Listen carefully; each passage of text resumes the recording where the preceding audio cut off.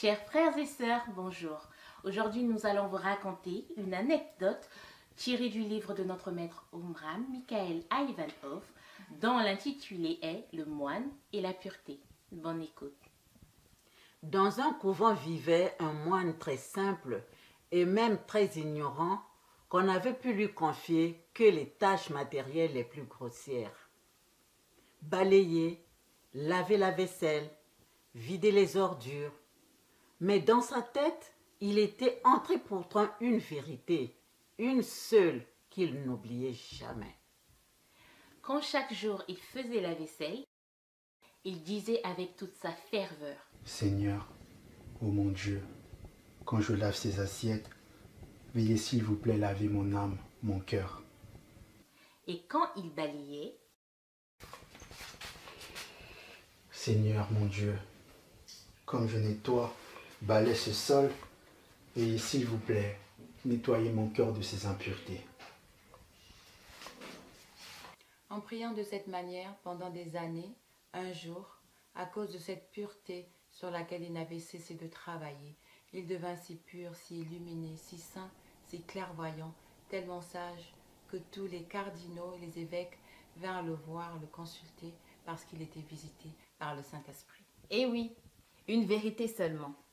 Et vous qui connaissez tellement de vérités, qu'attendez-vous pour en faire quelque chose? Ne les laissez pas dans le domaine de la théorie. Choisissez quelques vérités et travaillez dessus jour et nuit. Vous verrez les résultats. Pour qu'une prière soit efficace, il faut qu'elle soit faite avec la participation des trois principes: l'intellect, le cœur, la volonté. À ce moment-là, oui, vous êtes entendu, parce que votre être est entièrement lié au monde invisible. Si vous n'obtenez pas de résultat, vous ne devez pas en conclure que Dieu n'existe pas, mais que vous priez mécaniquement sans que votre cœur et votre volonté participent à la prière. nous vous remercions de nous avoir écoutés. Maintenant, nous allons tous vous interpréter un chant du maître Peter Denoff. La joie de la terre. La terre entière exulte et son cœur déborde de joie. Elle court sur son chemin comme une vierge bien-aimée. Elle a soif du soleil et se tend vers lui. De loin, il la caresse et l'embrasse de ses rayons.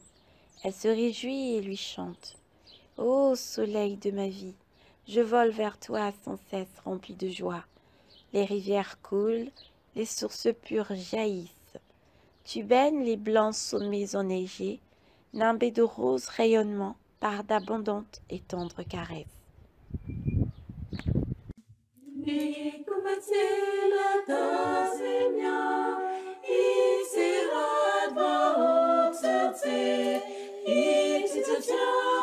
I